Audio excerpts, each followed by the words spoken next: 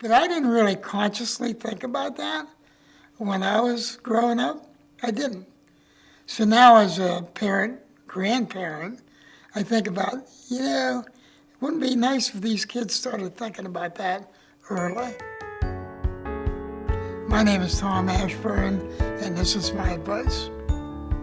I want to introduce you to these two young ladies. This is Alyssa Clark, and this is Cassidy Clark, and they are sisters. And they get along so well all the time. We do, we really do. Yeah, most of the time. Yeah, well, I'm going to ask them a few questions, and we're going to talk about some things in their lives. Can you really verbalize what you're good at? And that's hard to do sometimes. Like, I'll tell you what my strengths are. I'll tell you what I'm good at. I think I'm good at conversation. I'm good at communication. I'm good at listening and hearing what people say. So I'm not just like pretending. I actually hear the message that people are saying or giving to me. I'm good at team building. I started being that when I was a teenager, playing ball and also coaching at the same time. What you're good at can change, develop, other areas come into play, and they can all lead you somewhere, I think. So here's what happened with me. So I'm a teacher, I love it. And it just so happened that I had an opportunity to take a course with my brother in Tyrone, actually, about computer technology. And when I took it, I became interested in it. And this was like back in the day. This was like in the 80s. Okay, so technology today is like a billion times more amazing than it was then. But then it was pretty amazing to me. So that led me to change my work. I got out of teaching and got into customer support analytics. And that job was pretty neat because of all the things I could do with it. Like, yes, I had the skill to work with the data in case there was a problem with the software, but also got to work with a lot of people in the hospitals, human beings, who, when they called with a problem, were not happy, and I was able to kind of make them a little happier by solving their problem, but by talking with them too. And I helped train new people coming into the job, so I was still teaching in a sense, so the things were going together. But anyway, I built, and I knew this is what I'm good at. All right, I went on from there. I'm going to ask a question of each of these young ladies. What are you good at? I'm really good at. I feel like I'm a good listener. A good listener. Okay, Alyssa. How does being a good listener lead to anything in the future? I feel like you mean like a career or just like anything? Anything. I feel like being a good listener will help me with like relationships in the future, where like if I was to get married or when I have like very good friends in the future, that I'll be able to keep those people, because good listeners, I feel like, are good at people, and being good at people draws people to you, if that makes sense. Oh, yeah, no, It does make sense. It does make sense.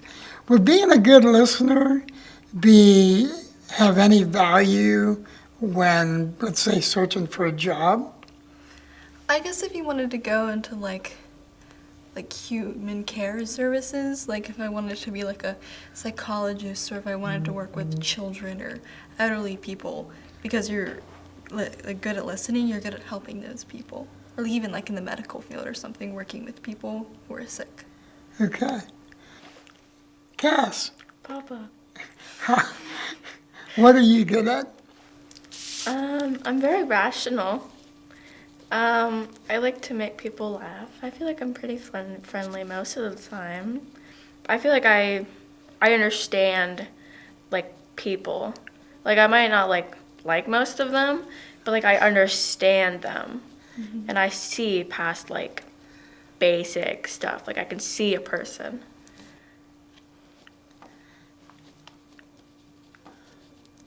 Anything else? Doesn't hurt that I'm pretty. That doesn't You're hurt. very pretty, dear. Very good. See, I'm a good listener. I did hear that. Okay. So how does being rational help you, let's say, in a job? Well, it's like say you're like, you're in a very stressful job, a very stressful environment. It helps you keep your head and do things that you're supposed to do and not make rash decisions that could hurt people or hurt you later in life. It could benefit you and everybody around you, and maybe even your business. Okay. How does that rationality help you in your relationships?